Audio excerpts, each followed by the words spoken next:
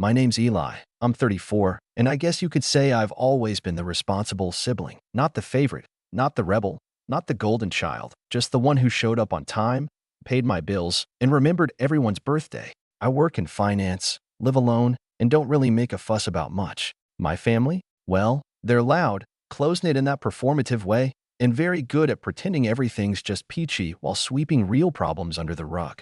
I've always been sort of adjacent, involved, but not embraced. The kind of guy you invite to weddings but never asked to be in the photos. Growing up, my brother Mason was the star. Charismatic, reckless, and always getting himself into some kind of trouble, but somehow he always landed on his feet. He had this smug charm that my parents ate up like candy. Even when he dropped out of college, blew through 2 jobs, and ended up moving back home at 28, they still defended him like he was the second coming of Einstein. I, on the other hand, paid my own way through school, held down the same job for over a decade, and helped cover part of their mortgage when Dad's hours got cut. But none of that ever seemed to matter, at least, not enough to earn me a seat at the metaphorical head of the table. Still, I never really let it get to me. Or at least, that's what I told myself. I kept my head down, sent the checks, replied to the texts, showed up for holidays, and smiled through the small jabs that always came dressed as jokes. Eli, you're so serious. Loosen up, man. It's just a party. Oh, we figured you'd be busy. You're always working. I took it in stride. I guess part of me hoped that if I just kept showing up, one day I'd be seen as part of the family, not just the one funding it from the background. That illusion shattered last fall. It started with a dinner. Mason had just gotten engaged to a woman named Brooke, who my mom had already dubbed an absolute angel, and my parents decided to throw a big celebratory dinner at this swanky rooftop restaurant downtown. Not the kind of place they could usually afford, which, in hindsight, should have tipped me off. I got a call from my mom a few weeks before. Eli, sweetheart, she said in that syrupy tone she uses when she wants something, we'd love it if you could make it to Mason and Brooke's engagement dinner.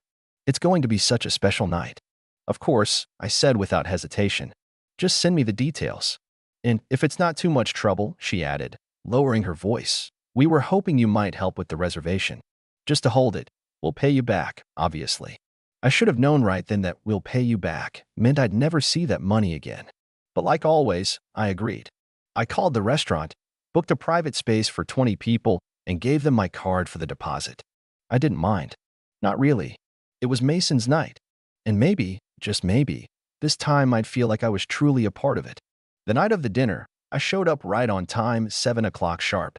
I had on a dark navy suit, freshly pressed shirt, new cufflinks I'd been saving. I brought a nice bottle of champagne for the couple and even printed out a custom card with their initials. When I got to the rooftop, the hostess gave me a small nod and gestured toward the private section. I took a breath and walked in. The space was beautiful, string lights overhead, floral centerpieces on each table, a soft jazz band playing in the corner. And there they all were. My parents, Mason, Brooke, her family, a few of their friends. Everyone already had drinks in hand, laughing, talking, clinking glasses. I smiled and walked over, expecting at least a nod of recognition. Instead, Mason turned to me with that familiar smug grin. Oh hey, he said, barely glancing at the champagne in my hand. Glad you made it.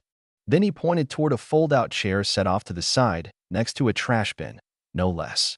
Sorry, this table's for family only, he said, with mock sympathy. But there's a spot for you right over there. I actually blinked. I thought he was joking. I looked at our mom, who just gave me that tight-lipped smile she uses when she doesn't want to get involved. Dad chuckled awkwardly and raised his glass. Brooke didn't even look up. And then, as if on cue, a few people laughed. I stood there for a second too long. I wanted to say something, anything, but my throat closed up. My ears were hot. I felt like I was 13 again, left out of a group photo at a cousin's wedding because I didn't fit the aesthetic. So I walked to the chair, set my bottle beside me on the floor, and sat down alone. I didn't even take my coat off. The waiter came by and asked if I was with the party. I nodded silently. He didn't ask any more questions. Just handed me a glass of water and moved on. I sat there for almost 2 hours while they laughed, toasted, opened gifts. I watched my brother give this long speech about how lucky he was to be surrounded by his closest people.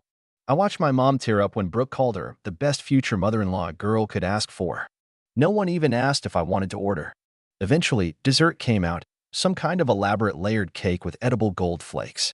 The band played a slow tune. The sun dipped below the skyline, and I realized not a single person had looked in my direction for the past 30 minutes. Then the check came. I watched the waiter walk toward their table with a little leather folder. He paused, looked around, then glanced down at the credit card on file. My card. I watched him take a few steps toward me. "Excuse me, sir," he said quietly. "The total for the event is $3,218.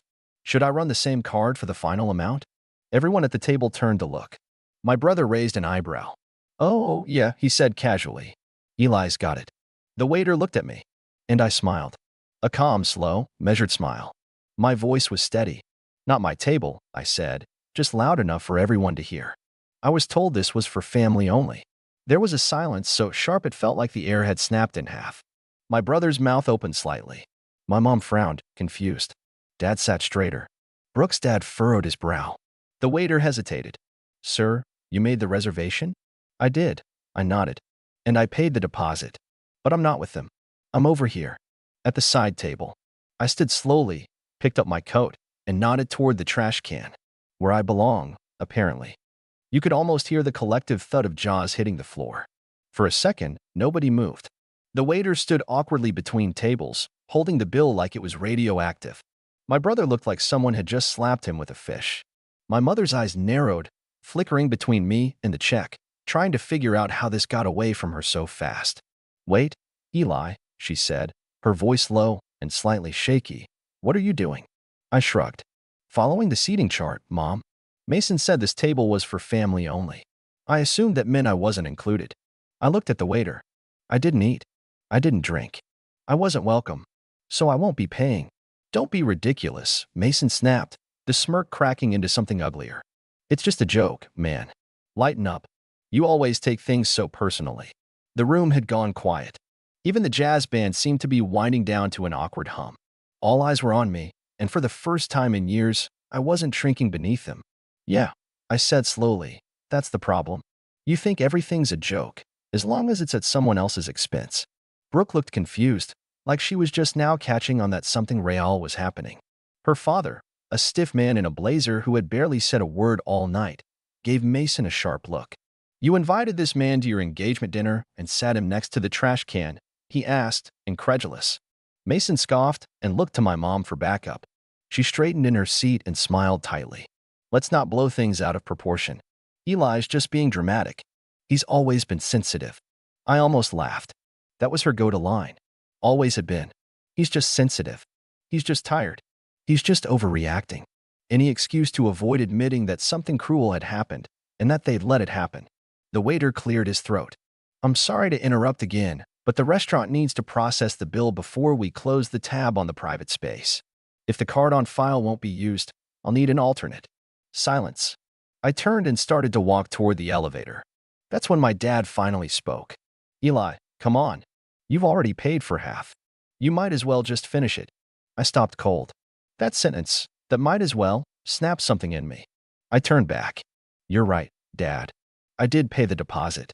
I even called 3 restaurants to find one with a rooftop view like Mason wanted. I picked the date around his football schedule.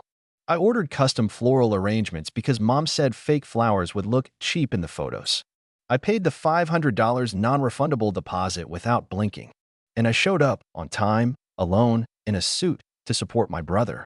I took a step closer, lowering my voice but not enough to be missed. And what did I get in return? A folding chair next to a garbage bin and a "sorry, family only." I turned to Mason. "So now you get to figure it out. You and your real family." Mason's face was flushed now, red creeping up his neck. He stood up, trying to puff himself up, but it just made him look more ridiculous. "You're making a scene." "No," I said. "I'm drawing a line." And I walked away. I didn't even bother with the elevator. I took the stairs, every step pounding with adrenaline and disbelief that I'd actually done it. Outside, the night air hit me like a slap, sharp and bracing. I loosened my tie and kept walking. I didn't know where I was going, but I knew I wasn't going back. I thought maybe that would be the end of it, a bold exit, a few awkward apologies later, maybe even a half-hearted attempt to brush it under the rug. But what I didn't know was just how deep the consequences of that moment would go.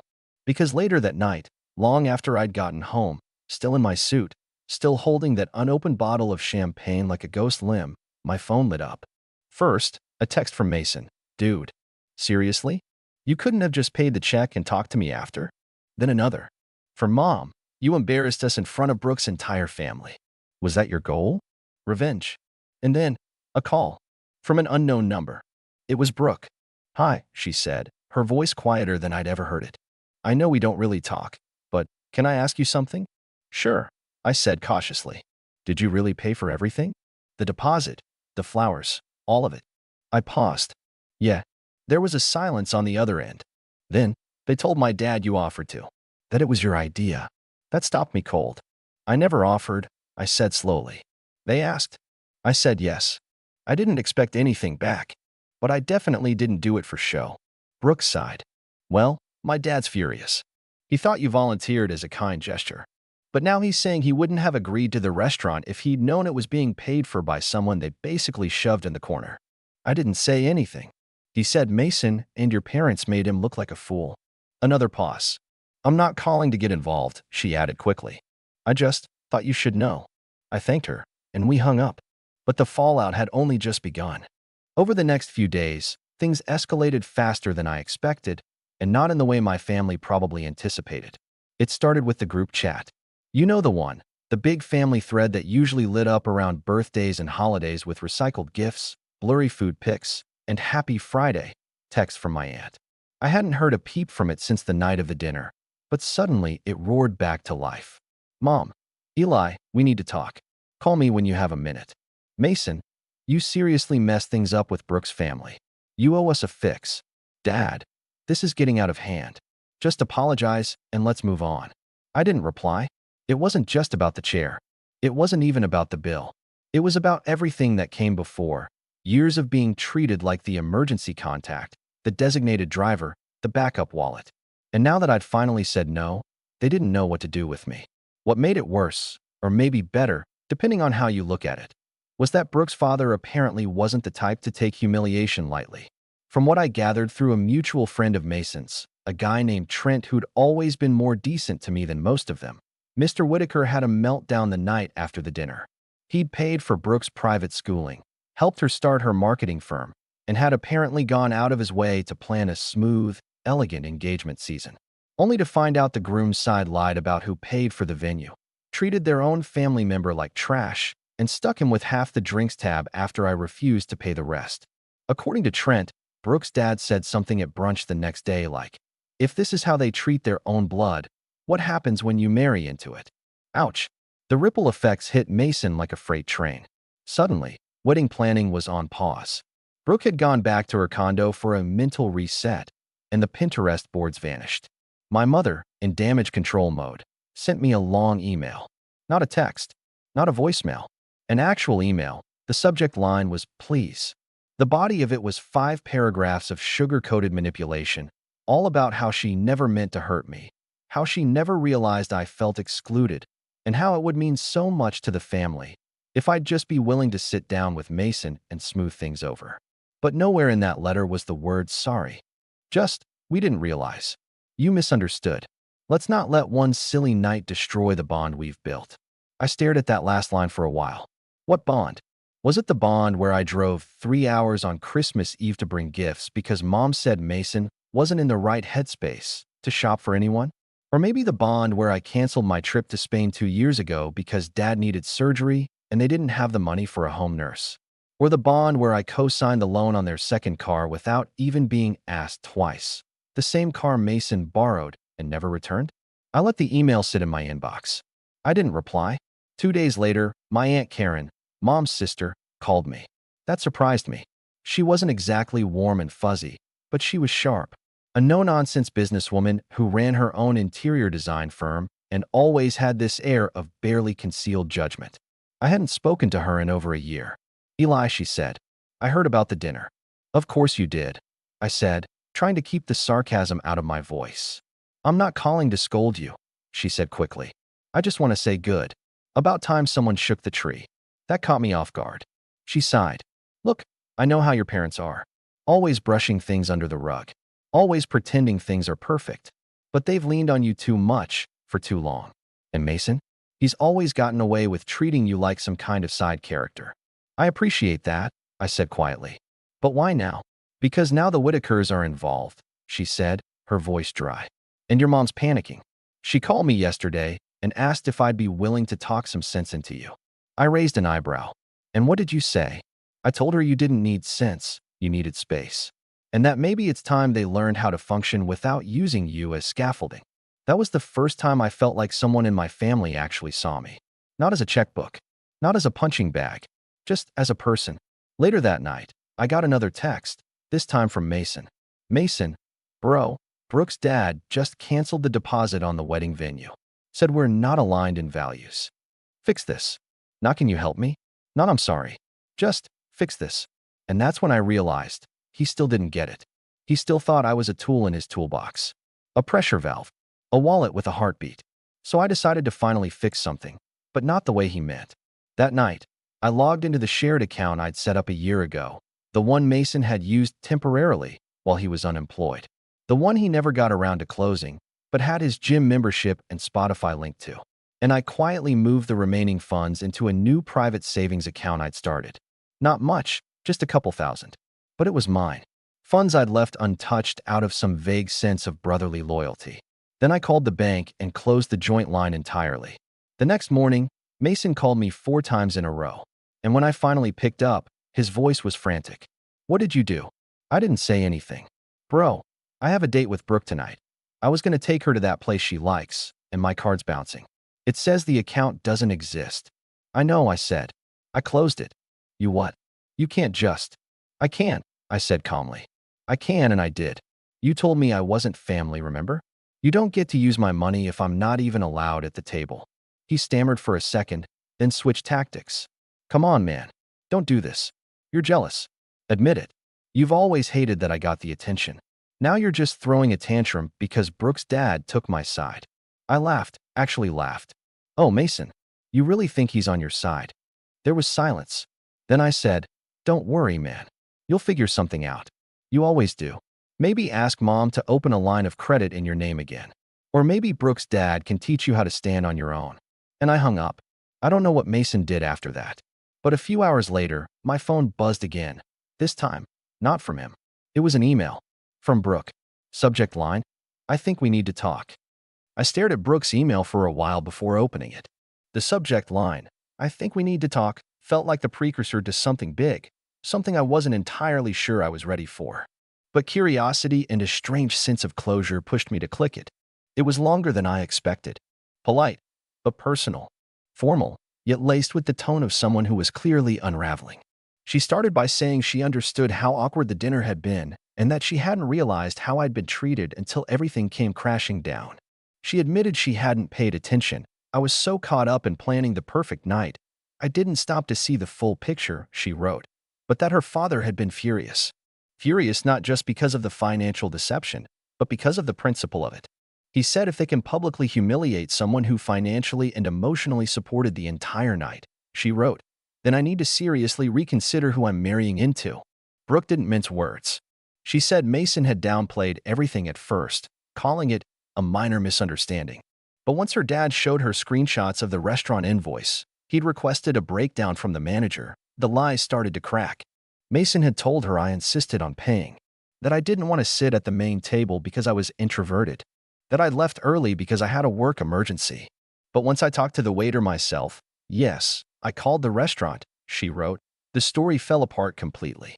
Then came the part one didn't expect. I ended the engagement last night. I blinked. She explained that it wasn't just the dinner, that the whole situation had pulled back the curtain on behaviors she'd previously excused. The casual entitlement, the way Mason talked about me behind my back, the way her concerns were constantly minimized. He kept saying you were overreacting, she said, but honestly, you're the only one who reacted with any dignity.